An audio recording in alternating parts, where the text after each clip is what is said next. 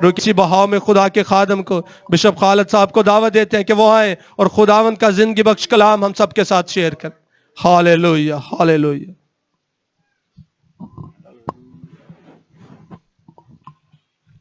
آپ سب بیٹھیں، تشریف رکھیں. ہالےلویہ ہالےلویہ. اعمال کی کتاب اس کا 15واں باب. جن کے پاس بائبل ہے وہ ضرور کھولیں. اور میری پھر آپ سے ریکویسٹ ہوگی کہ جب بھی چرچ میں آئیں کوشش کریں کہ اپنی بائبل اپنے ساتھ لے کر آئیں. Thank you Lord, thank you Lord. 15واں باب آیت نمبر 13 سے میں پڑھنا شروع کر رہا ہوں.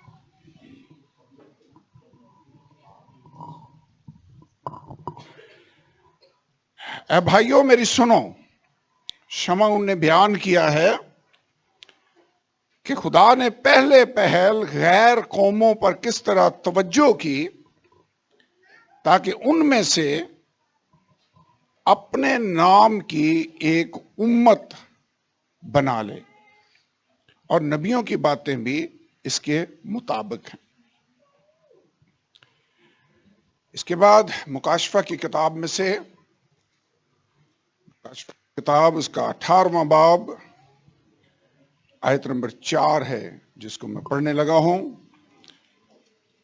پھر میں نے آسمان میں کسی اور کو یہ کہتے سنا کہ اے میری امت کے لوگو، اس میں سے نکل آؤ تاکہ تم اس کے گناہوں میں شریک نہ ہو، اور اس کی آفتوں میں سے کوئی تم پر نہ آ جائے، کیونکہ اس کے گناہ آسمان تک پہنچ گئے ہیں اور اس کی بدکاریاں خدا کو یاد آ گئی ہیں.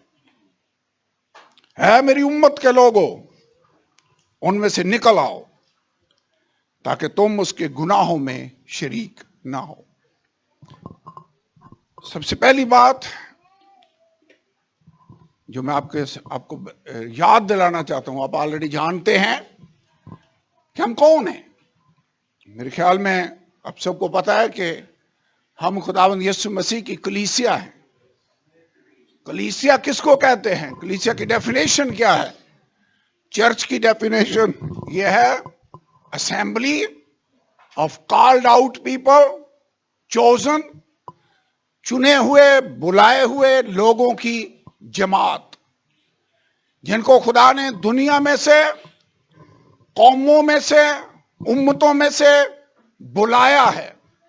ویسے خدا سب کو بلاتا ہے، اس کی کالنگ پوری دنیا کے لیے ہے، لیکن اس بلاوے کو سن کر جو اس کا پازیٹیو رسپانس دیتے ہیں وہ ہیں جو خدا کی اس دعوت کو قبول کرتے ہیں، اس کے پیچھے ہو لیتے ہیں، اپنی زندگیاں اس کے تابع کرتے ہیں.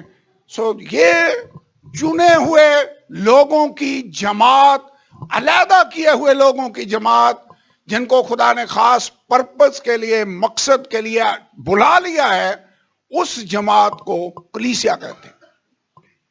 میں نے اعمال کی کتاب میں حوالہ آپ کے سامنے پڑھا ہے.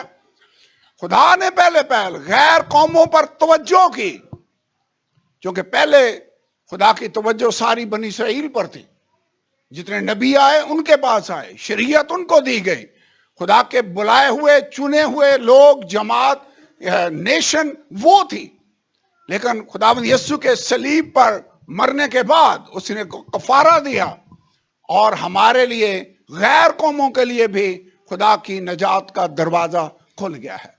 اور اب خدا کسی ایک قوم میں سے نہیں، تمام قوموں میں سے جو بھی اس کے پاس آئے اس کو زندگی دیتا ہے. اسی لیے تو یسوع نے کھڑے ہو کر کہا، اگر کوئی پیاسا ہو تو میرے پاس آ کر پیے، جو مجھ پر ایمان لائے گا اس کے اندر سے، جیسا کتاب مقدس میں آیا ہے، زندگی کے پانی کی ندیاں جاری ہوں گی. کیا آپ شکر گزار ہیں خدا کے؟ کیا آپ خوش ہیں کہ خدا نے ہمیں بھی اپرچونٹی، موقع دیا ہے کہ ہم اس کی کلیسیا میں، اس کی جماعت میں داخل ہو سکیں؟ ورنہ پہلے تو ہم خدا کے وعدوں سے خارج تھے. ایون خدا کی حضوری میں جانے کے لیے ایک اسپیشل غیر اقوام کا سین ہوتا تھا اور ہم اسے آگے کراس ہی نہیں کر پاتے. میں خدا کا شکر ادا کرتا ہوں کہ اس نے ہمیں بلایا، اس نے ہمیں چن لیا ہے. کلیسیا کون ہے؟ چنے ہوئے، علیحدہ کیے ہوئے، اسپیشل پرپز کے لیے مخصوص کیے ہوئے لوگوں کی جماعت. اور جو آپ مکاشفہ کی کتاب میں پڑھتے ہیں کہ پھر میں نے ایک بڑی بھیڑ جس میں ہر قوم، قبیلے، امت، اہل زبان کے لوگ تھے، کھجور کی ڈالیاں ہاتھ میں لیے ہوئے برہ اور تخت کے سامنے کھڑی ہے، اور وہ پکار پکار کر کہتی ہے نجات ہمارے خدا کی طرف سے ہے جس نے ذبح ہو کر ہمیں تمام قوموں میں سے خرید لیا ہے. ہمیں وہ لوگ، یہ ہے وہ کلیسیا جو آسمان میں کھڑی ہو کر جلال اپنے خداوند خدا کو دے گی. اب جب تک ہم وہاں پہنچ نہیں جاتے اتنی دیر تک ہم یہاں پر ہیں. کلیسیا کے لوگ ہوتے ہوئے ہمیں اپنے آپ کو خدا کے لیے سیپریٹ رکھنا ہوگا، علیحدگی برقرار رکھنی ہوگی. کیا جن میں سے خدا نے ہمیں بلایا ہے ان میں اور ہم میں کوئی فرق ہونا چاہیے؟ میرے خیال میں ہمیں ہر لحاظ سے فرق ہونا چاہیے، اور خدا ہمیں ان میں سے علیحدہ کرنا چاہتا ہے.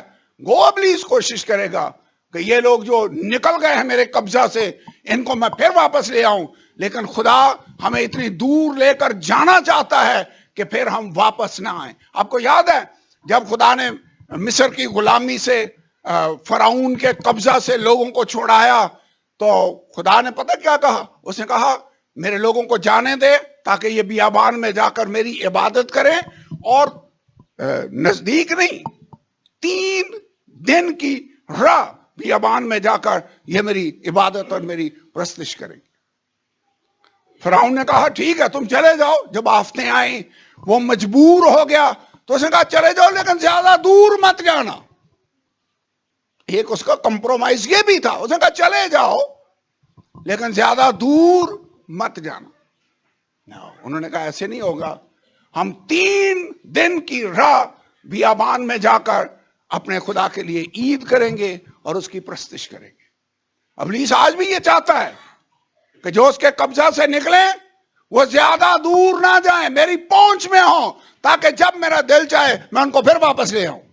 اسے ویسے ایسے کیا بھی.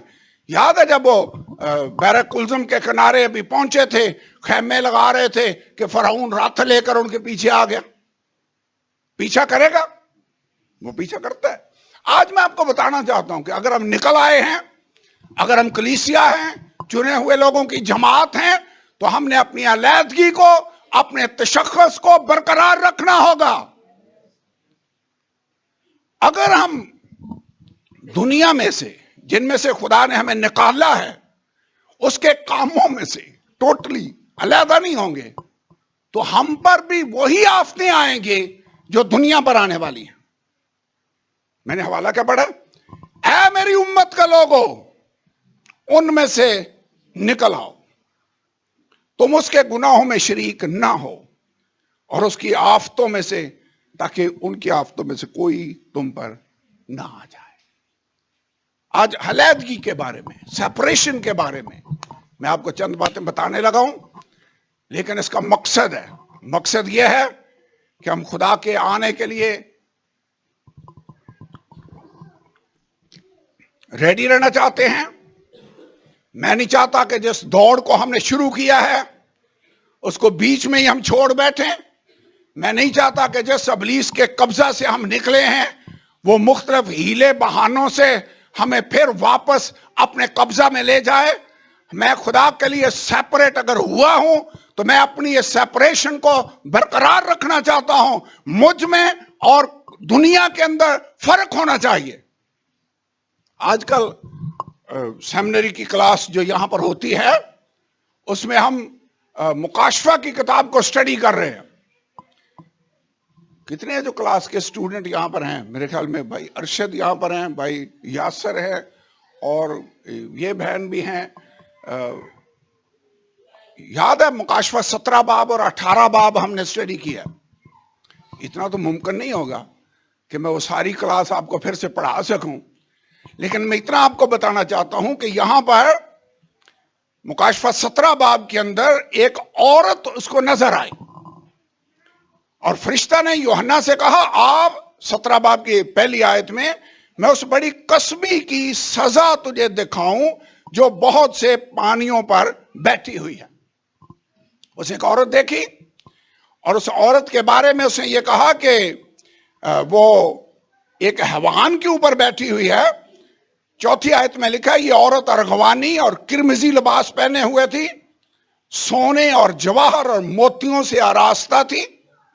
ایک سونے کا پیالہ مکروہات یعنی اس کی حرام کاری کی ناپاکیوں سے بھرا ہوا اس کے ہاتھ میں تھا, اور اس کے ماتھے پر یہ نام لکھا ہوا تھا, راس بڑا شہر بابل, قصبیوں اور زمین کی مکروہات کی ماں. اور میں نے اس عورت کو مقدسوں کا خون اور یسوع کے شہیدوں کا خون پینے سے متوالا دیکھا, اور اسے دیکھ کر سخت حیران ہوگا. یہ میں نے مکاشفہ 17 باب میں سے چند آیتیں آپ کے سامنے پڑھی ہیں. آپ کے لیے ہوم ورک یہ ہے کہ آپ نے گھر جا کر 17 باب اور 18 باب پورے کا پورا پڑھنا ہوگا. پھر جو میں باتیں کر رہا ہوں آپ کو اس کی سمجھ آئے گی. مکاشفہ سمجھنا چاہتے ہیں, میرے خیال میں جو میں باتیں بتانے لگا ہوں اس سے آپ کو سارا مکاشفہ تو نہیں لیکن 17 باب اور 18 باب کی تھوڑی بہت سمجھ ضرور آ جائے گی. یہاں پر ایک عورت ہے جو حیوان پر سوار ہے. اسٹڈی کرتے ہوئے ہم نے یہ دیکھا کہ مکاشفہ 13 باب میں ایک حیوان ہے جس کے 7 سر اور 10 سینگ ہیں, اور اس پر کفر کے نام لکھے ہوئے تھے. اور وہ حیوان ہم نے ڈیٹیل سے اسٹڈی کیا جو اینٹی کرائسٹ ہے, جو مخالف مسیح ہے, کیونکہ وہی ہے جو اینڈ ٹائم میں اس دنیا پر پوری دنیا پر اس کی بادشاہی ہوگی. یہ وہی ہے جو ایک نمبر ایشو کرے گا, جو لوگوں کے دہنے ہاتھ یا ماتھے پر وہ مہر لگے گی, اور جو لوگ حیوان کا وہ نام یا اس کے نام کا عدد جو 666 ہے نہیں لیں گے, وہ مکاشفہ 13 باب میں لکھا ہے نہ مارکیٹ سے کچھ لے سکیں گے اور نہ کچھ بیچ سکیں گے. اس کا مطلب ہے جو اکنامکس ہے, جو خرید و فروخت ہے, جو بزنس ہے, جو لین دین ہے, اس کو مخالف مسیح کنٹرول کرے گا. 2 حیوان ہیں یہاں پر, ایک مذہبی لیڈر ہے, ایک سیاسی لیڈر ہے. یہاں پر بھی مکاشفہ 17 باب میں اور 18 باب میں, 17 باب میں ایک عورت جو سے حیوان پر بیٹھی ہوئی نظر آتی ہے, بابل اس کو کہا گیا ہے, یہ اس کا مذہبی ایلیمنٹ ہے. اور مکاشفہ 18 باب میں وہی قصبی ہے, وہی عورت ہے جس کا ذکر ہے, جس کو بابل کہا گیا ہے, وہ اس کا معاشی یا اکنامک پہلو ہے جس کو بیان کیا گیا ہے. اس سے پتہ مجھے کیا سمجھ آتی ہے کہ جو ہم اینڈ ٹائم کی طرف بڑھ رہے ہیں, بلکہ شروع سے یہ ہوتا آ رہا ہے کہ ابلیس اب خدا کے لوگوں کو واپس پھر دنیا میں لانے کے لیے, انہی گناہوں میں لانے کے لیے 2 چیزوں کو استعمال کرتا ہے, مذہب اور پیسہ. اکنامکس اور ریلیجن, دونوں چیزیں, 2 اس کے مین پہلو ہیں. آپ جانتے ہیں آپ خدا کے لوگ ہیں, ہمارے 3 بڑے دشمن ہیں جن کے خلاف ہم نے لڑتے رہنا ہے. ہماری لڑائی کسی انسان کے ساتھ نہیں ہے, کسی مذہب, کسی فرقے, کسی گروپ کے ساتھ نہیں ہے, بلکہ ہماری لڑائی ابلیس اور اس کی قوتوں کے خلاف ہے جو ہمیں واپس پھر وہیں لے کر جانا چاہتا ہے جہاں سے ہم نکلے ہیں. کلیئر ہے؟ کوئی ہمارا دنیا کا دشمن نہیں ہے. ہمارا دشمن اگر کوئی ہے تو وہ ابلیس ہے جو ہمیں واپس لے کر جانا چاہتا ہے. اور وہ واپس لے جانے کے لیے جن ہتھیاروں کو استعمال کرتا ہے وہ یہی ہیں جن کا ذکر پہلے یوحنا کے خط اس کے 2 باب میں 15, 16 اور 17 آیت میں اس کا ذکر ہے. بائبل کے اندر میں یہ حوالہ پڑھنے لگا ہوں. یہاں پر لکھا ہوا ہے نہ دنیا سے محبت رکھو اور نہ ان چیزوں سے جو دنیا میں ہیں. دنیا سے محبت ہم نہیں رکھ سکتے. تو اس کا کیا مطلب ہے؟ جب بائبل کہتی ہے اے میری امت کا لوگو ان میں سے نکل آؤ. تو اس کا مطلب کیا ہے کہ مسیحوں کو نکل کر جنگلوں میں چلے جانا چاہیے اور وہاں خانقاہیں بنا کر وہاں پر اکیلے رہنا چاہیے، چونکہ بائبل میں لکھا ہے ان میں سے نکل آؤ. کیوں بھائی جی؟ کیا اس کا یہ مطلب ہے؟ نو نو نو. اس کا مطلب سمپل سا یہ ہے، جب کہتے ہیں نا دنیا میں سے نکل کر الگ رہو، تو اس کا مطلب ہے دنیا کے کاموں میں ہم نے شریک نہیں ہونا، دنیا کے گناہوں میں ہم نے شریک نہیں ہونا. رہنا تو ہم نے دنیا کے اندر ہے، کیونکہ دنیا میں خدا نے رکھا ہی ہمیں اس لیے ہے کہ ہمارے وسیلہ سے خدا اور لوگوں کو بھی بچانا چاہتا ہے جیسے اس نے ہمیں بچایا ہے. یہاں پر 3 باتیں ہیں جن کا ذکر ہے. لیکن نہ دنیا سے محبت رکھو، نہ ان چیزوں سے جو دنیا میں ہیں، کیونکہ جو کوئی دنیا سے محبت رکھتا ہے اس میں باپ کی محبت نہیں. کیونکہ جو کچھ دنیا میں ہے، یعنی جسم کی خواہش، آنکھوں کی خواہش اور زندگی کی شیخی، وہ باپ کی طرف سے نہیں بلکہ دنیا کی طرف سے ہے. دنیا اور اس کی خواہش دونوں مٹتی جاتی ہیں، لیکن جو خدا کی مرضی پر چلتا ہے وہ ابد تک قائم رہے گا. یہاں پر 3 چیزوں کا ذکر ہے: جسم کی خواہش، آنکھوں کی خواہش اور زندگی کی شیخی. یہ 3 آپ کے مین ایلیمنٹس ہیں، دشمن ہیں. سب سے بڑا دشمن ہے جو ابلیس تو باہر ہے، جس کی بادشاہی کے اندر خدا نے ہمیں رکھا ہوا ہے، اور اس دنیا پر اس کی بادشاہی ہے. یہ دشمن نمبر 1 ہے. لیکن ایک دشمن ہمارے اندر بھی ہے، اور وہ ہے پرانی نیچر، جس کو جسم بھی کہا گیا ہے. رومیو 8واں باب پڑھ کر دیکھیں، وہاں پر لکھا ہے روح جسم کے خلاف خواہش کرتا ہے اور جسم روح کے خلاف.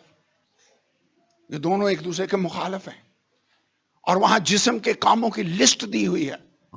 غلطیوں کے خط میں 5ویں باب میں لکھا ہے اب جسم کے کام تو ظاہر ہیں، یعنی حرام کاری، ناپاکی، شہوت پرستی، بت پرستی، جادوگری. یہ پوری لسٹ ہے جو وہاں پر دی گئی ہے، اور یہ جسم کے کام ہیں. اب ابلیس کرے گا کیا؟ وہ دنیا کو استعمال کرے گا ہمیں اپنی طرف اٹریکٹ کرنے کے لیے، ہمارے جسم کو اپنی طرف راغب کرنے کی کوشش کرے گا، تاکہ ہم پھر واپس اسی جگہ پر چلے جائیں جہاں سے ہم نکلے تھے. اور اس کے لیے جو بڑا ایلیمنٹ جسے وہ استعمال کر رہا ہے وہ مذہب ہے اور پیسہ ہے. یہ عورت جو حیوان پر سوار ہے، تو اس کا مطلب سمپل سا ہے کہ آخری دنوں میں مخالف مسیح بھی اسی عورت کو، یعنی مذہبی جھوٹے مذہبی نظام کو لوگوں کو ورگلانے کے لیے استعمال کرے گا. سمپل. اب یہ اس کو یوز تو کرے گا، لیکن ایک سٹیج پر ہم نے یہ جا کر آگے پڑھا کہ یہی وہ 10 بادشاہ اور وہ مخالف مسیح اس عورت کے خلاف ہو جائیں گے اور اس کو بے کس کر دیں گے اور اس کو ہلاک کر دیں گے اور اس کو ٹوٹلی فنا کر دیں گے. پہلے مذہب کو یوز کیا اور بعد میں اس کے اگینسٹ ہو گیا. ویسے آج کل بھی سیاستدان ایسا ہی نہیں کرتے، مذہبی کارڈ کو اپنے فائدے کے لیے استعمال کرتے ہیں، اور پھر جب وقت پورا ہو جائے، جب ان کا مقصد نکل جائے، تو پھر اس کے اگینسٹ ہوتے ہیں. ایگزیکٹ وہی روح ہے، ایگزیکٹ وہی طریقہ کار ہے جس کا ذکر ہمیں یہاں پر مل رہا ہے. لیکن میں آپ کو بتانا یہ چاہتا ہوں کہ مذہب ویسے ہوتا کیا ہے، مذہب کی ڈیفینیشن کیا ہے. مذہب ہے کوئی قواعد و ضوابط، سیٹ آف رولز، انسان کے بنائے ہوئے رولز ہیں، ریگولیشنز ہیں، جن کو وہ کہتے ہیں ان کو فالو کرو تو آپ کامیاب رہیں گے، آپ کو زندگی ملے گی. اب کسی مذہب کو بھی دیکھ لیں، اس کے جو رولز ہیں وہ سب اچھے ہیں. کیوں جی؟ کوئی بھی مذہب آپ کو نہیں کہے گا کہ جھوٹ بول لو، کوئی مذہب نہیں کہے گا چوری کر لو، کوئی مذہب نہیں کہے گا دوسروں کا خون کرو، ایون بودھزم والے تو یہ کہتے ہیں کہ ایون کوئی چیونٹی بھی آپ کے پاؤں تلے آ کر نہیں مرنی چاہیے. اس کا مطلب ہے مذہب کے جو رولز اینڈ ریگولیشنز ہیں وہ اپنی جگہ پر صحیح ہے, سیٹ آف رول. لیکن پتہ ہے پرابلم کہاں پر ہے؟ پرابلم یہ ہے کہ انسان ان رولز اینڈ ریگولیشنز پر عمل نہیں کر پاتا. ہمارے اپنے ملک میں دیکھ لیں, اپنے ارد گرد نگاہ کر کے کتنے لوگ ہیں جو بنائے ہوئے اصولوں پر اور قوانین پر چلتے آپ کو نظر آتے ہیں. رشوت حرام ہے, کہا جاتا ہے رشوت لینے والا اور دینے والا دونوں جہنمی ہیں.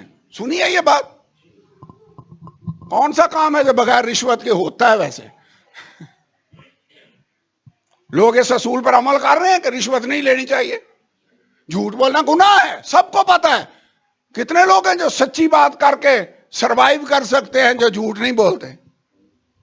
ایون چھٹی لینے کے لیے بھی کئی لوگوں کو اپنی نانی یا دادی مارنا پڑتی ہے, پتہ نہیں کتنی دفعہ مارتے ہیں کہ میرا یہ مر گیا ہے سو مجھے چھٹی چاہیے. سچی بات بتائیں گے تو وہ آپ کو چھٹی نہیں دیں گے.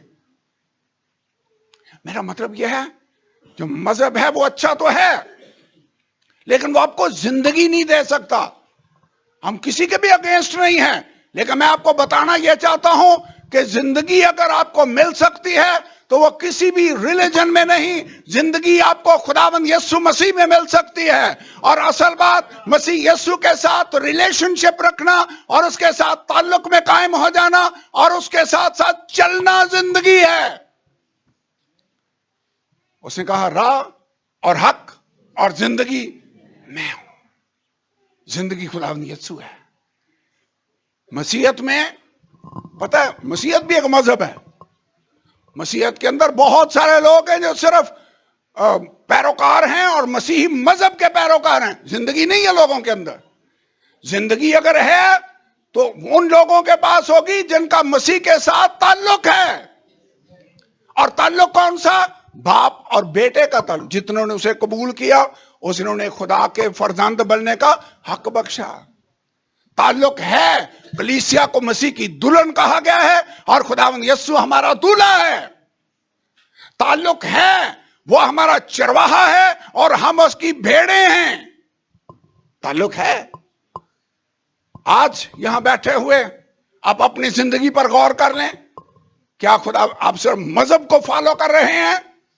مسیحی مذہب کو آپ اس لیے مسیح ہیں کہ آپ مسیح گھرانے میں پیدا ہو گئے, یا خداوند یسوع مسیح کو آپ نے پرسنلی اپنی زندگی دی ہے, آپ اس کے ساتھ ساتھ چلتے ہیں, آپ اس کی حضوری کو فیل کر سکتے ہیں. کہنا میں یہ چاہتا ہوں مذہب کا کارڈ ابلیس استعمال کر رہا ہے لیکن مذہب زندگی نہیں دے گا. مذہب آپ کو بچا نہیں سکے گا. اگر کوئی چیز آپ کو بچائے گی تو وہ خداوند یسوع مسیح ہے جو زندگی دینے والا ہے. بائبل کے اندر لکھا ہے وہ دنیا میں تھا, دنیا اس کے وسیلہ سے پیدا, اس میں زندگی تھی اور زندگی آدمیوں کا نور تھی. آپ خوش ہیں کہ خدا نے آپ کو زندگی عطا کی ہے؟ ہم صرف مسیح مذہب کے فالوور نہیں ہیں, ہم خداوند یسوع کے فالوور ہیں. ہم اس کو خوش کرنا چاہتے ہیں, ہم اس کو جاننا چاہتے ہیں, ہم اس کے پیچھے پیچھے چلنا چاہتے ہیں. یسوع ہے تو زندگی ہے. صرف رولز کو فالو کرنے سے بات نہیں بنے گی. ویسے جو ہم کرتے ہیں فالو کرتے ہیں وہ اپنے خدا کو خوش کرنے کے لیے کرتے ہیں. محبت کی شریعت ہے جس کے ہم تابع ہیں. خدا کا شکر ہو خدا نے ہمیں رہا کر دیا اور آزاد کر دیا ہے. دوسرا جو مکاشفہ 18 باب میں جس کا ذکر ہے وہ معاشی پہلو ہے. وہاں پر اس پورے باب کو بھی آپ نے گھر جا کر پڑھنا ہے, لیکن آخر میں بابل برباد ہو جائے گا. آپ جانتے ہیں بابل شروع کہاں سے ہوا؟ سیمنری اسٹوڈنٹس کو تو پتا ہوگا. پیدائش کی کتاب کے اندر نوح کے طوفان کے بعد اگر کوئی بندہ لیڈرشپ میں آیا تو وہ نمرود تھا. لکھا اس کی بادشاہی کی ابتدا ملک سنار میں بابل کے شہر سے ہوئی. یہی وہ بندہ تھا جس نے برج بنایا جس کی چوٹی آسمان تک پہنچے. یاد آیا؟ بائبل میں پڑھا ہوگا آپ نے. वहीं पर खुदावंद उतरा और उसने आकर जबानों में इख्तलाफ डाल दिया। ऑर्गेनाइज्ड लोगों को इकट्ठा किया, बादशाही शुरू कर दी। और हिस्ट्री बताती है कि नमरूद की बीवी थी सिमरास, जो बुत की कहना थी उस देवता की। उसका एक बेटा पैदा हुआ जिसका नाम तमूज था, या बाइबल में तमूज का जिक्र पढ़ते हैं। हमने स्टडी करते हुए वो हवाला जात देखे यिर्मयाह की किताब में और यसाया में, जहां पर तमूज का जिक्र है। तमूज इसका बेटा था, इसीलिए शायद जो क्लास अटेंड नहीं कर रहे उनको अटेंड करनी चाहिए, ताकि आप तफसील के साथ खुदा के कलाम को जान सकें। एनीवे, तमूज उसने दावा किया कि यह मौजूदाना तौर पर पैदा हुआ है। और फिर एक जंगली दरिंदे ने तमूज को मार डाला। 40 दिन तक उसको रखे रहा कि यह जिंदा हो जाएगा। फिर दावा किया कि यह जिंदा हो गया। और जो बाबली मजहब है उसके मेन जो सिंबल है वो मां है, जो एक बच्चे को उठाए हुए है। और मां और बेटे का रिलीजन और मजहब के नाम से यह मशहूर है। मसीहत से बहुत पहले पैदाइश की किताब के अंदर बाबल का जो मजहब था वो स्टार्ट हो गया। मजहब है जिसको इब्लीस इस कार्ड को इस्तेमाल कर रहा है।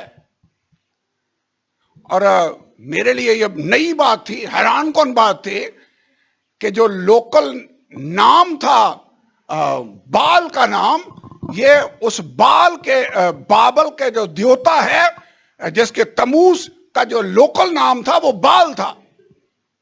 और बाल की परस्तिश कनान के मुल्क में बहुत आम थी। आपको याद है अखीब और उसकी बीवी इजेबल, ये थे जिन्होंने आकर बाल की परस्तिश को पूरे मुल्क के अंदर राइज कर दिया।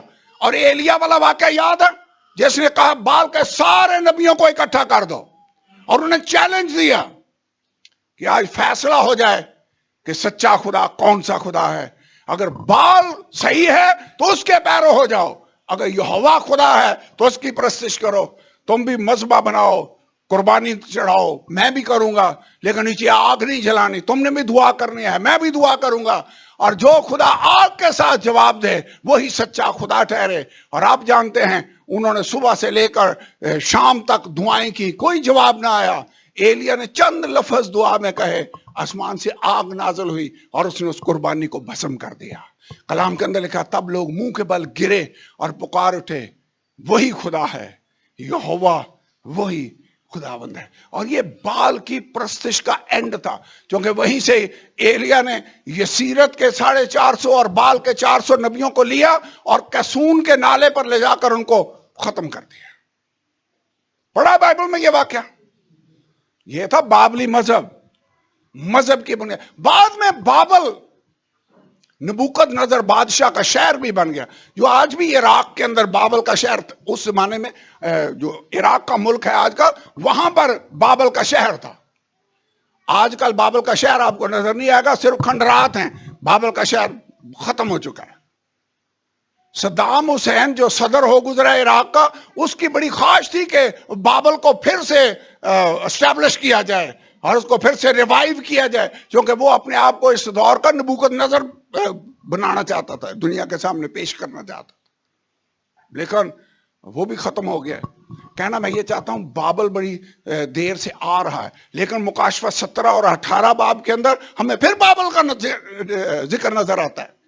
यहां पर बाबल है जो मजहबी हेडक्वार्टर के तौर पर, मजहबी निजाम के तौर पर हमें नजर आ रहा है।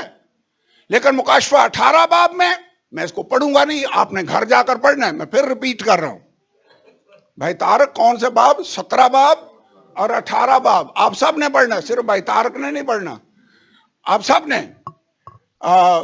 इसको देखना है। यहां पर लिखा है, ये वो शहर है जिसने बहुतों को दौलतमंद कर दिया। जब खुदा उसको गिराएगा, इस बाब का आगाज ही यहां से होता है कि एक फरिश्ता है जिसके हाथ में एक बड़ा सा पत्थर है اور وہ لے کر اسے سمندر میں پھینک دیتا ہے اور کہتا ہے اسی طرح بابل کا پتہ نہیں چلے گا، بابل تباہ و برباد ہو جائے گا۔ اور پھر جب یہ برباد ہوگا تو بادشاہ ماتم کر رہے ہیں، سوداگر جہازوں کے سامان لانے لے جانے والے جو سونے چاندی ہیرے جواہرات کا کاروبار کرتے ہیں، وہ لوگ رو رہے ہیں اور کہہ رہے ہیں گھڑی بھر میں ہمارا سب کچھ جاتا رہا، ختم، فنشڈ، بابل ختم ہو گیا۔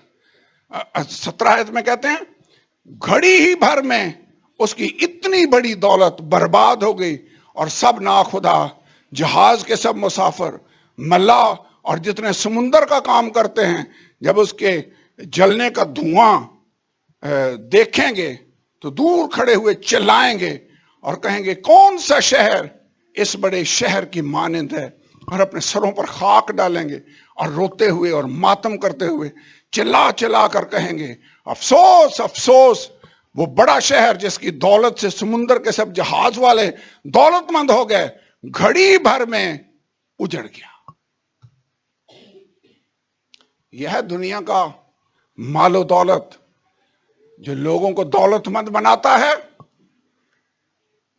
اور جب خدا اس کو ختم کرنے پر آتا ہے چند لمحے لگتے ہیں۔ میں ویسے پرسوں دیکھ رہا تھا، ہماری اپنی سٹاک مارکیٹ نیچے گئی، 400 پوائنٹ نیچے چلی گئی۔ سٹاک مارکیٹ جب 400 پوائنٹ نیچے جائے تو اس کا مطلب یہ ہے لوگوں کے اربوں روپے ڈوب گئے۔ بھائی جوید کو سمجھ آ رہی ہے؟ کاروبار، اس کا مطلب کیا ہے؟ یہ تو آیتیں 2000 سال پہلے لکھی ہوئی ہیں، لیکن یہاں پر آج یہ ہو رہا ہے کہ اگر کسی ایک ملک کی جو سٹاک مارکیٹ ہے وہ کریش ہو تو پوری دنیا کی سٹاک مارکیٹیں کریش ہو جاتی ہیں۔ نیو یارک کی مارکیٹ کریش ہو، پوری دنیا کی مارکیٹوں پر، کاروبار پر اثر ہوگا، پٹرول کی قیمتیں کہیں چلی جائیں گی، اور یہ جو موجودہ اکنامک کرائسس آیا ہوا ہے، مالی کرائسس، یہ پوری دنیا کے اندر ہے۔ قیمتیں صرف پاکستان میں نہیں بڑھ رہی۔ میں ایک دن پہلے بھی ذکر کر رہا تھا، امریکہ میں کئی لوگوں سے، ہمارے چرچ کے ہیں، ان سے میری بات ہوئی، وہاں پر جو چیز $6 میں مل رہی تھی آج کل وہ 13, 14, $15 میں مل رہی ہے۔ یورپ کے کئی لوگ ہیں جو چیخ رہے ہیں۔ ہم کیا کریں؟ کینیڈا جہاں پر میری بیٹی ہے، اس سے میری اکثر بات ہوتی ہے، وہ بیچاری اکثر فائنینشل کرائسس کا شکار رہتی ہے۔ وجہ یہ جو مالی مشکلات والا پیریڈ ہے، یہ صرف پاکستان میں نہیں ہے، پوری دنیا کے اندر جا رہا ہے۔ ویسے خدا نے یہاں پر بابل کو گھڑی بھر میں فنا کر دیا، اور وہ لوگ سامان لے کر بیٹھے ہوئے ہیں، اور ان آیتوں میں آپ جب پڑھیں گے تو آپ کو سمجھے کہ کوئی ان کا سامان خریدنے والا نہیں ہے۔ کروڑوں اربوں روپے کا سونا پڑا ہوا ہے، کوئی لینے والا نہیں ہے۔ کیا کیا جائے؟ کتنے لوگ ہیں جنہوں نے پلاٹ خرید کر رکھے ہوئے ہیں اور آج کل گاہک ڈھونڈ رہے ہیں، کو مارکیٹ میں گاہک نہیں مل رہا۔ ہوا ہے کسی کے ساتھ ایسا؟ کیوں بھائی جی ایسے ہے؟ مارکیٹ نیچے ہے۔ ایسے خدا جب اس دنیا کا نظام مارکیٹ کو نیچے لانے کا فیصلہ کر لے تو گھڑی بھر میں بابل کا شہر گر گیا، دنیا بالکل دیوالیہ ہو گئی، اور یہ دیکھتے دیکھتے ہو گیا۔ یہ تو تشبیہ ہے نا، مکاشفہ کی کتاب اکثر تشبیہوں میں اور استعاروں میں بات کرتی ہے، لیکن اصل بات جو ہے وہ یہ ہے کہ دنیا کا معاشی نظام جلد، زیادہ دیر نہیں لگے گا، وہ بالکل نیچے آ جائے گا۔ اس سے پتہ ہے مجھے اور آپ کو سبق کیا ملتا ہے؟ اگر قابل بھروسہ کوئی چیز ہے تو وہ خداوند یسوع مسیح ہے۔ پیسے پر، سونے چاندی جواہرات جو مرضی آپ اکٹھا کر لیں، یہ چیزیں قابل بھروسہ نہیں ہیں۔ کیوں بھائی جی؟ چند لمحوں میں سب کچھ زیرو ہو سکتا ہے۔ ایک چیز وہ جب مارکیٹ ڈاؤن ہوئی، ڈالر کی قیمت زیادہ ہوئی تو سونا پتہ نہیں 1 لاکھ کتنے 2 لاکھ روپے تولا یا پتہ نہیں کتنا ہوا پڑا تھا. میں وہ پڑھ رہا تھا، دیکھ رہا تھا کہ مارکیٹ کدھر سے کدھر جا رہی ہے، کیا ہو رہا ہے. لیکن خداوند کی کلیسیا کے لوگوں، میں آپ کو بتانا چاہتا ہوں، ہمارا بھروسہ اس دنیا کی چیزوں پر نہیں ہے. ہمارا بھروسہ نہ تو مذہبی نظام پر ہے اور نہ ہمارا بھروسہ معاشی نظام پر ہے. ہمارا بھروسہ اگر ہے تو وہ خداوند یسوع مسیح پر ہے، جو دنیا کی معاشیات کو کنٹرول کرتا ہے. اور میں خدا کا شکر ادا کرتا ہوں کہ ہمارا کلیسیا کا اکنامک سسٹم خدا کی مارکیٹ کے ساتھ جڑا ہوا ہے. تیرے ایک طرف 1000 گر جائیں گے، دوسری طرف 10,000 گر جائیں گے، لیکن وہ بلا تیرے نزدیک نہ آنے پائے گی. کلام کے اندر وعدہ ہے، خدا نے وعدہ پتہ کیا کیا؟ صادق کال کے ایام میں بھی اسودہ رہے گا. بائبل میں لکھا ہوا ہے. ارد گرد قحط ہے، مصر کے اندر اناج ہے، کیونکہ خدا کا ایک بندہ یوسف وہاں پر موجود ہے، اور خدا نے اپنی قوم یعقوب کے خاندان کو بچانے کے لیے یوسف کو پہلے ہی وہاں بھیجا ہوا ہے. خدا ہمیں بچا سکتا ہے. ارد گرد لوگ مر رہے ہیں، معاشی بدحالی ہے، بارش نہیں ہو رہی. ایلیا کریت کے نالے کے پاس بیٹھا ہوا ہے، کوے صبح کو بھی اور شام کو بھی روٹی اور گوشت لے کر اس کے پاس آ رہے ہیں. خدا ہماری ضرورتیں پوری کر سکتا ہے. پھر اس نے کہا میں نے ایک بیوہ کو حکم دیا ہے کہ وہ تیری پرورش کرے، اور بیوہ بیچاری کے پاس 1 مٹھی آٹا اور تھوڑا سا تیل اس کپی کے اندر تھا. لیکن اس نے کہا خدا یوں فرماتا ہے کہ نہ تو مٹکے میں سے آٹا ختم ہوگا اور نہ کپی میں سے تیل ختم ہوگا، پہلے تو میرے لیے روٹی بنا کر. ٹیسٹ تھا پہلے. ٹیسٹ کیا ہے؟ اول درجہ خدا کو دینا. فکر مند ہو کر یہ نہ کہو ہم کیا کھائیں گے، کیا پیئیں گے، کیا پہنیں گے. ان چیزوں کی تلاش میں غیر قومیں رہتی ہیں. تمہارا آسمانی باپ جانتا ہے کہ تم ان سب چیزوں کے محتاج ہو، بلکہ پہلے تم خدا اور اس کی بادشاہی کی تلاش کرو تو یہ سب چیزیں بھی تم کو پہلے. اول درجہ کس کو دینا ہے؟ خدا میں پہلا درجہ تجھے دے. میرا بھروسہ تجھ پر ہے. ویسے اس بیوہ عورت نے جب اس آخری مٹھی آٹے سے جو اس نے کہا میں اپنے اور اپنے بیٹے کے لیے یہ روٹیاں بنانے لگی ہوں، لکڑیاں چن رہی ہوں، اس کے بعد ہم نے مرنے کا انتظار کرنا ہے. جب اس نے وہ روٹی جا کر بنائی اور جا کر ایلیا کو دے دی، ایلیا کے آگے رکھی، ایمان کا سٹیپ تھا یا نہیں؟ ایمان کا قدم ہے. خدا نے اپنا وعدہ پورا کیا. جب تک قحط رہا، ایلیا بھی کھا رہا ہے، وہ عورت بھی کھا رہی ہے، اس کا بیٹا بھی کھا رہا ہے، اس کا کنبہ بھی کھا رہا ہے. اور لکھا ہے نہ تو آٹا ختم ہوا اور نہ تیل کی کپی میں سے تیل ختم ہوا. میرا ایمان ہے جب معاشی حالات خراب ہوں گے، خدا کی برکت کلیسیا کے لوگوں پر ہوگی. خدا کی کلیسیا کے گھروں میں ایسے معجزے ہو رہے ہوں گے جیسے ایلیا کی زندگی میں، جیسے مصر کے اندر یوسف کے وسیلہ سے ہو رہے ہیں، جیسے 5,000 کو کھانا کھلا کر خدا نے ثابت کیا کہ میں 5 روٹیوں اور 2 مچھلیوں پر برکت دے کر بہت سے لوگوں کو سیر کر سکتا ہوں. ہمارا خدا یہوہ یری ہے اور وہ مہیا کرنے والا ہے. ہمارا بھروسہ کسی سٹاک مارکیٹ پر نہیں ہے، ہمارا بھروسہ بابل پر نہیں ہے. یہ بابل دم بھر میں گھڑی بھر میں بھسم ہونے والا. ہمارا بھروسہ ہمارے خدا پر ہے. خداوند ہم تجھ پر ٹرسٹ کرنا چاہتے ہیں. اس معاشی نظام کے قید میں سے آئیے ہم نکل آئیں. لیکن اس دنیا کا جو نظام ہے یہ لوگوں کو اپنی گرفت میں رکھے ہوئے ہے.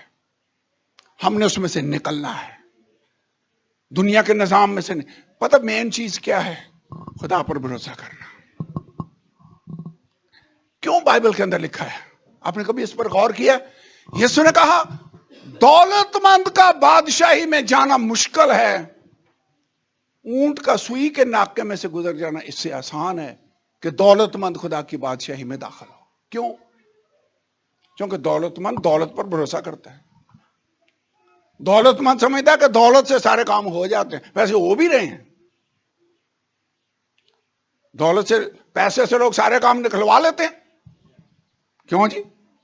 سب کام نکل رہے ہیں. دولت مند کئی دفعہ جاتے بھی نہیں، فون ہی کرتے ہیں، بندہ بھیجتے ہیں، کام ہو جاتا ہے. بھروسہ. لیکن میں آپ کو اینڈ بتا رہا ہوں. مکاشفہ 17 باب اور 18 باب اینڈ ہے. ہمارا خدا اس مذہبی نظام کو بھی، سارے بابل کو ختم کرنے والا ہے، اور اینٹی کرائسٹ کو استعمال کرے گا جو اس کو ختم کرے گا. وہ حیوان، یہ حوالہ پڑھ لیں. Let us read that. کیونکہ بھائی آصف کے دیکھنے سے مجھے سمجھ آئی کہ اس کو یاد نہیں کہ یہ کہاں لکھا ہوا ہے. یہاں پر لکھا ہوا ہے 16 آیت، 15 آیت میں لکھا ہے. پھر اس نے مجھ سے کہا جو پانی تو نے دیکھے جن پر قصبی بیٹھی ہے وہ امتیں اور گروہ اور قومیں اور اہل زبان ہیں. یہ جھوٹا مذہب کسی ایک ملک اور قوم پر نہیں، امتیں اور قومیں اور اہل زبان، بلکہ پوری دنیا پر رائج ہوگا. اور پھر اگلی آیت میں لکھا 16 آیت میں، اور جو 10 سینگ تو نے دیکھے اور وہ حیوان میں اینٹی کرائسٹ ہے، 10 بادشاہ جو اس کے ساتھی ہیں، جو مل کر دنیا پر حکومت کر رہے ہوں گے. یہ کون ہیں، کہاں سے آئیں گے، اس کی ڈیٹیل کے لیے آپ کو یا تو ویڈیو دیکھ لیں یا پھر بائبل سیمنری کی کلاس جوائن کر لیں، پھر آپ کو سمجھ آ جائے گی کہ یہ 10 بادشاہ کون سے ہیں. تو لکھا ہوا ہے یہ وہ 10 سینگ جو تو نے دیکھے وہ اور حیوان اس قصبی سے عداوت رکھیں گے اور اسے بے کس اور ننگا کر دیں گے، اس کا گوشت کھا جائیں گے اور اس کو آگ میں جلا ڈالیں گے، کیونکہ خدا ان کے دلوں میں یہ بات ڈالے گا. اس مذہبی نظام کو مخالف مسیح ہی ختم کر دے گا.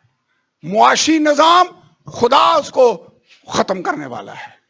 لیکن اگر کوئی چیز قائم رہنے والی ہے تو وہ خداوند یسوع مسیح ہے. نہ دنیا سے محبت رکھو، نہ ان چیزوں سے جو دنیا میں ہیں، کیونکہ دنیا اور اس کی خواہش دونوں مٹتی جاتی ہیں، لیکن جو خدا کی مرضی پر چلتا ہے وہ ابد تک قائم رہے گا. یہ دنیا فنا ہونے والی ہے. ہمیں دنیا کے کاموں میں سے نکلنا ہے. کئی دفعہ ہم پر بڑا پریشر ہوتا ہے، وہ دیکھیں جی سب لوگ ایسے کر رہے ہیں، ہمیں بھی کرنا ہوگا. نو نو نو نو نو، سارے لوگ کر بھی رہے ہوں، ہم نہیں کر سکتے کیونکہ ہم علیحدہ کیے ہوئے ہیں.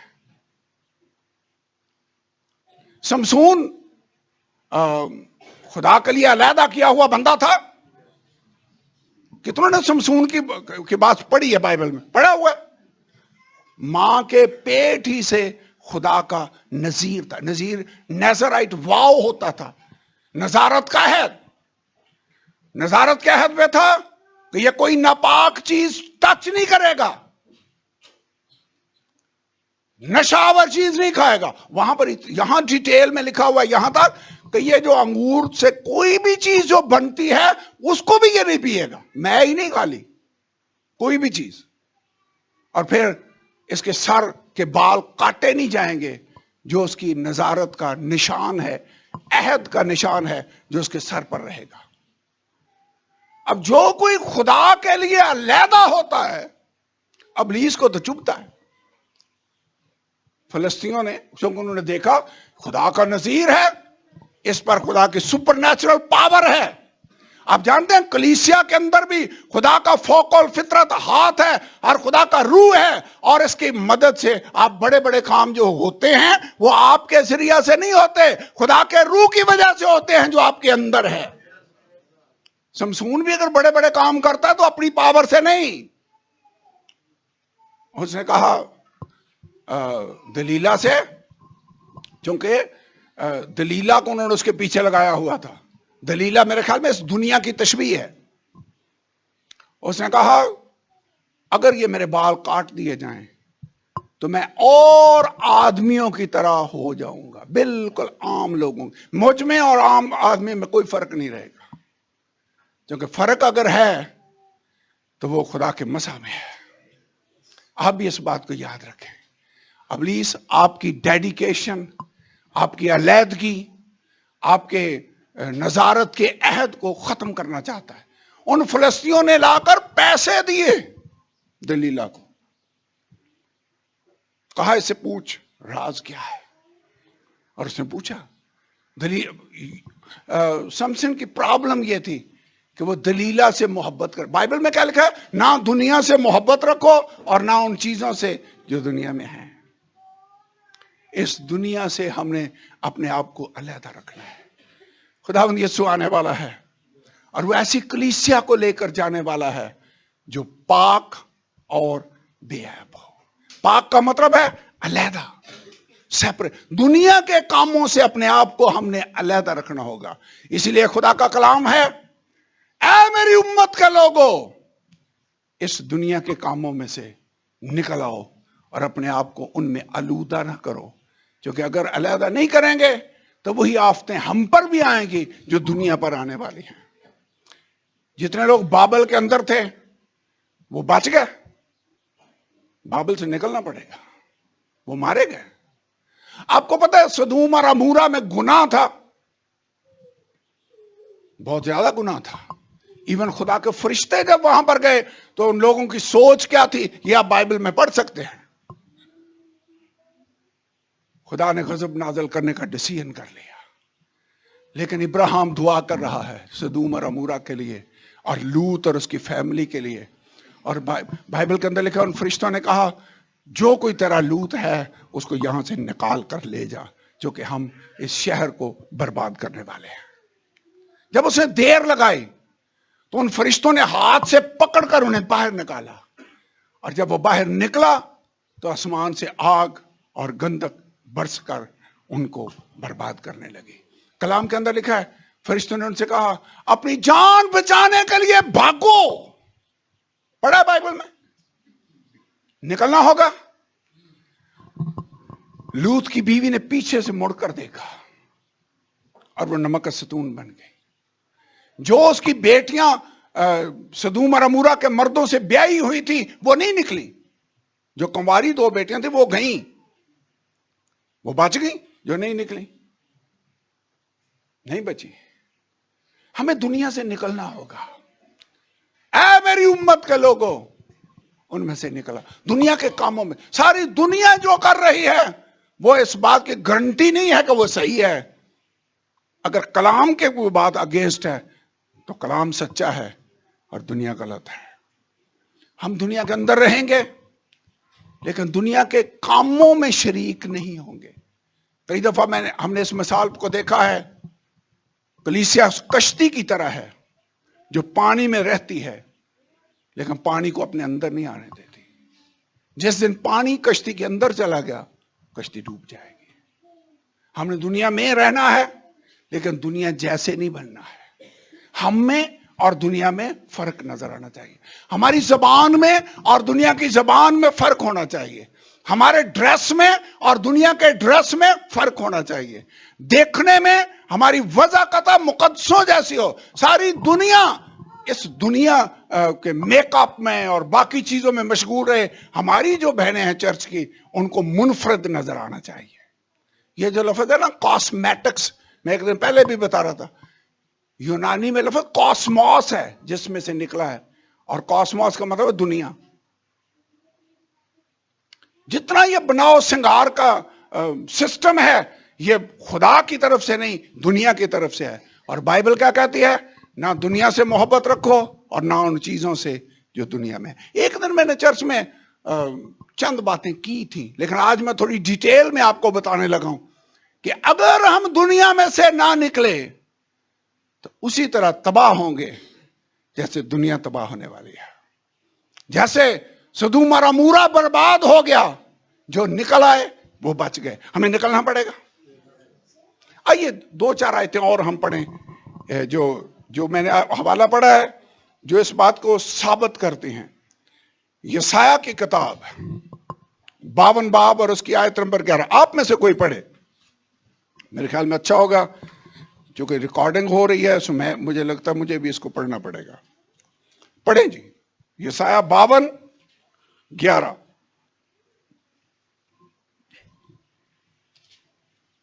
یہ سٹڈی ہے.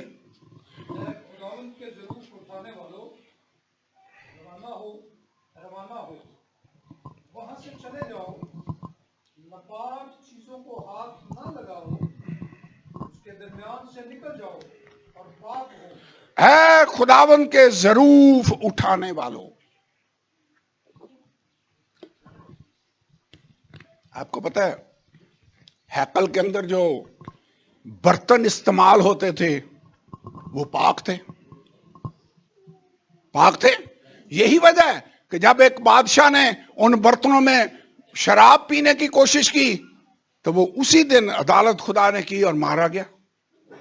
बेलशस्सर बादशाह की मैं बात कर रहा हूं। दीवार पर लिखा हुआ मैसेज खुदा की तरफ से आ गया, तू तोला गया और कम निकला, तेरी ममलकत का खुदा ने हिसाब किया और उसे तमाम कर डाला है। उसी रात बेलशस्सर मारा गया। हैकल के ज़रूफ उठाने वालों, रवाना हो जाओ, वहां से चले जाओ, नापाक चीज को हाथ ना लगाओ और उनके दरमियान से निकल जाओ और पाक हो। क्यों? क्योंकि तुम पाक बर्तनों को उठाने वाले हो। क्या आप जानते हैं ये तो बर्तन उठाने वालों के लिए हुक्म है और हदायत है। हम तो कलीसिया के लोग तो हैकल हैं पूरी, जिनके अंदर खुदा बसता है। क्या तुम नहीं जानते तुम खुदा का मकदस हो और खुदा का मकदस पाक है, और अगर कोई खुदा के मकदस को बर्बाद करे तो खुदा उसको बर्बाद करेगा। करंथियों 3 बाब के अंदर यह लिखा हुआ है। ज़रूफ उठाने वालों, पाक हो। उनमें से हमें दुनिया में से अलग होना पड़ेगा। सारी दुनिया जो काम करती है गारंटी नहीं है कि हम भी वो करें। नो नो नो, गारंटी नहीं है कि वो सही है। सही वो है जो खुदा का कलाम कहता है। भरोसा हमने दुनिया पर रखना है, पैसे पर रखना है, मजहब पर रखना है, या यीशु पर रखना है। डिपेंड हमने खुदा पर करना है। यिर्मयाह की किताब 50 बाब और उसकी 8वीं आयत में लिखा हुआ है। यिर्मयाह 50 बाब और उसकी आयत नंबर 8। जी, ये हवाले नोट कर लें, घर जाकर इनको फिर पढ़ें, और अगर भूल जाएं तो ये रिकॉर्डिंग मौजूद है जो आप उसको देख भी सकते हैं। 50वां बाब आयत नंबर 8, यिर्मयाह की किताब। यहां पर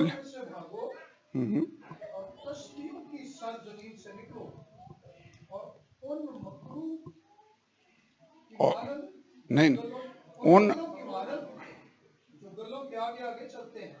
बकरों की मानद, उन बकरों की मानद हो जो गल्लों के आगे आगे चलते। यहां पर लिखा कसदियों की सरजमीन से भागो।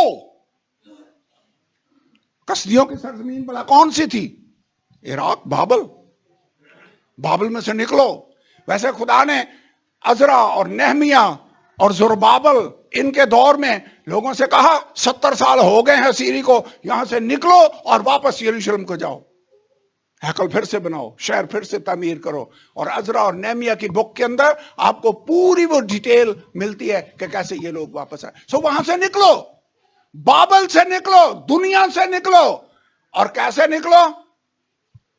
ऐसे जैसे गल्ला जा रहा है, तुम उनके आगे आगे हो, उन बकरों की मानद हो जो गल्ला के आगे आगे चले। हमें सेपरेशन में भी लीड करना होगा। बाकी चर्चेस में हो भी रहा हो ये काम, हम नहीं करेंगे, क्योंकि हमने ऐसे बकरों की मानद बनना, भेड़ों की मानद जो लीड करने वाली हो, जो आगे आगे चलने वाली हो। 51 बाब और 45वीं आयत इसी किताब में, 51 बाब आयत नंबर 45 के अंदर लिखा हुआ है। जी, ऐ मेरे लोगों उसमें से। वैसे खुदा सेपरेशन चाहता है। वो सिर्फ मिस्र से ही उनको निकालना नहीं चाहता था, सदूम और अमूरा से ही निकालना नहीं चाहता। खुदा हमें इस दुनिया में से, इस सिस्टम में से भी निकालना चाहता है। जी, मेरे लोगों उसमें से निकल आओ और तुम में से हर एक खुदावंद के कहर शदीद से अपनी जान बचाए। क्योंकि खुदा का कहर इस दुनिया पर नाज़िल होने वाला है। कैसा कहर होगा? मुकाशफा की किताब हम स्टडी कर रहे हैं। आखिरी दिनों में वो सब मोरें जिनका जिक्र है और वो सब प्याले जिनका जिक्र है, गजब के प्याले इस दुनिया पर नाज़िल होने वाले हैं। अगर हम दुनिया से निकलेंगे नहीं तो हम इसकी आफतों में शरीक हो जाएंगे। अब इन आफतों में शरीक نہیں ہونا چاہتے. میں نہیں ہونا چاہتا. میں چاہتا ہوں جب میرا خداوند آئے میں اس کے ساتھ آسمان پر اٹھایا جاؤں. میں اس دنیا میں نہیں رہنا چاہتا. لیکن ایسا کرنے کے لیے ہمیں دنیا سے علیحدہ ہونا پڑے گا. ہمیں سیپریٹ ہونا پڑے گا. اے میرے لوگوں ان میں سے نکل آؤ. ان میں سے ہر ایک خداوند کے قہر شدید سے اپنی جان بچا لے. دوسرا کرنتھیوں 6 باب بڑی مشہور آیت ہے. 6 باب آیت نمبر 14. بے ایمانوں کے ساتھ ناہموار جوئے میں نہ جتو. آپ ایماندار ہیں. بے ایمان کے ساتھ آپ کا چلنا ایسے ہے جیسے جوا ناہموار ہو. جوا دیکھا نا پنجالی, اگر برابر نہ ہو تو چل نہیں سکتے. ویسے کتنوں نے تجربے سے دیکھا ہے کہ ان دنیا کے لوگوں کے ساتھ ایمانداروں کا چلنا مشکل ہے. دیکھا, اسی لیے لکھا ہے بے ایمانوں کے ساتھ ناہموار جوئے میں نہ جتو. آموز کی کتاب میں لکھا ہے اگر 2 شخص باہم متفق نہ ہو تو کیا اکٹھے چل سکتے ہیں؟ نہیں چل سکتے. جی آگے لکھا ہوا ہے کیا راست بازی اور بے دینی میں کیا میل جول؟ روشنی اور تاریکی میں کیا شراکت؟ مسیح کو بلیال کے ساتھ کیا موافقت؟ یا ایماندار کا بے ایمان سے کیا واسطہ؟ اور خدا کے مقدس کو بتوں سے کیا مناسبت ہے؟ کیونکہ ہم زندہ خدا کا مقدس ہیں. کلیسیا کیا ہے؟ خدا کی ہیکل. ہم زندہ خدا کا مقدس ہیں. چنانچہ خدا نے فرمایا میں ان میں بسوں گا, ان میں چلوں پھروں گا. ہمارا خدا ہمارے درمیان آ جاتا ہے. اس نے پرامس کیا ہے جہاں میرے نام سے جمع ہو گئے میں تمہارے بیچ میں ہوں. میں اور آپ خدا کا مقدس ہیں. میں ان میں بسوں گا, ان میں چلوں پھروں گا. میں ان کا خدا ہوں گا, وہ میری امت ہوں گے. اس واسطے خداوند فرماتا ہے. کس واسطے فرماتا ہے؟ کیونکہ ہم خدا کا مقدس ہیں. ہمارا خدا ہمارے درمیان رہتا ہے. ہم سیپریٹ لوگ ہیں. ہم دنیا سے نرالے لوگ ہیں, علیحدہ لوگ ہیں, مخصوص کیے ہوئے لوگ ہیں. ہم سمسون کی طرح کے لوگ ہیں. ہمارا خدا کا مسا, اس کا مسا کرنے کا تیل ہم پر لگا ہوا ہے. اس واسطے خدا فرماتا ہے ان میں سے نکل کر الگ رہو. ان میں سے نکل کر کیا رہو؟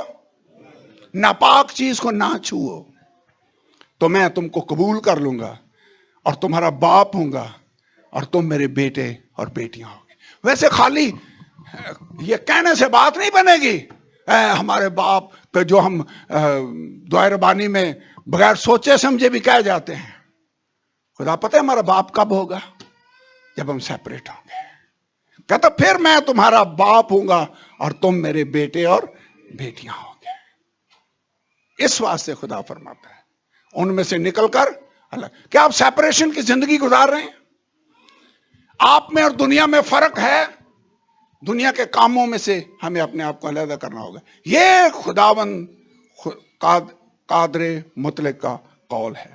آخری آیت افسیوں کے خط میں, افسیوں 5واں باب اور 11 آیت. کتنے جو آسمان پر جانا چاہتے ہیں؟ جانا چاہتے ہیں؟ خدا ایسی کلیسیا کو لینے کے لیے آنے والا ہے جو پاک اور بے عیب ہوگی. افسیوں 5ویں باب کی 11 آیت میں لکھا ہے اور تاریکی کے بے پھل کاموں میں شریک نہ ہو بلکہ ان پر ملامت ہی کیا کرو. تاریکی کے کاموں میں ہمیں شریک ہونا چاہیے, ان کو کنڈیم کرنا چاہیے, ان پر ملامت کرنی چاہیے, کیونکہ خداوند ہمیں لینے کے لیے آنے والا ہے. اور 26ویں آیت میں لکھا ہے کلیسیا کے حوالے سے, یسوع نے کلیسیا سے محبت کر کے اپنے آپ کو اس کے لیے موت کے حوالے کر دیا. 25ویں آیت 26 آیت میں لکھا تاکہ اس کو کلام کے ساتھ پانی سے غسل دے کر صاف کر کے مقدس بنائے اور ایسی جلال والی کلیسیا بنا کر اپنے پاس حاضر کرے جس کے بدن میں داغ یا جھری یا کوئی اور ایسی چیز نہ ہو بلکہ پاک اور بے عیب ہو. آپ آسمان پر جانا چاہتے ہیں؟ جب یسوع آئے پاک ہونا پڑے گا, کیونکہ وہ پاک اور بے عیب کلیسیا کو لینے کے لیے آنے والا ہے. اگر ہم دنیا کے کاموں میں ملوث ہوں گے ناپاک ہو جائیں گے. اس لیے وہ کہتا ہے ناپاک چیز کو نہ چھو, ٹچ بھی نہ کرو. آئیے کھڑے ہوں, دعا کریں اور اپنے آپ کو ریڈی کریں. جو اینڈ ٹائم کی طرف ہم بڑھ رہے ہیں, میرے خیال میں ٹائم ہے کہ ہم اپنے آپ کو پاک کریں. اور پاک اگر کوئی چیز ہمیں کر سکتی ہے تو وہ یسوع ناصری کا روح ہے, اس کا خون ہے, جو کہ مکاشفہ کی کتاب میں لکھا ہوا ہے. یہ وہ ہیں جنہوں نے اپنے جامے برہ کے خون میں دھو کر سفید کیا ہے. کون سی چیز آپ کو دھو کر سفید کرتی ہے؟ یسوع کا خون. بعض تم میں ایسے ہی تھے بھی, حرام کار, زنا کار, بدکار, مگر تم خداوند یسوع کے نام سے اور ہمارے خدا کے روح سے دھل گئے, پاک ہوئے اور راست باز بٹھائے. خدا کا روح ہے جو ہمیں پاک کرتا ہے, اس کا نام ہے جو ہمیں پاک کرتا ہے. اور آئیے اپنی پاکیزگی کو قائم رکھیں, سیپریشن کو قائم رکھیں. سمسون کی طرح نہیں بن جانا جس نے علیحدگی کے عہد کو قائم نہ رکھا. خدا تیرا شکر ہو, یہ دنیا, یہ بابل برباد ہونے والا ہے. ہم اس کے کاموں میں سے نکل آنا چاہتے ہیں. خداوند ہم اپنے آپ کو سیپریٹ کرنا چاہتے ہیں, تو ہماری مدد کر. ہم ایسی کلیسیا بننا چاہتے ہیں خداوند جس نے دنیا سے اپنے آپ کو الگ کر لیا ہے. ہلیلویا, ہلیلویا, ہلیلویا, ہلیلویا, ہلیلویا. In the name of Jesus, in the name of Jesus, in the name of Jesus. Hallelujah, hallelujah. اس کو praise God, praise God.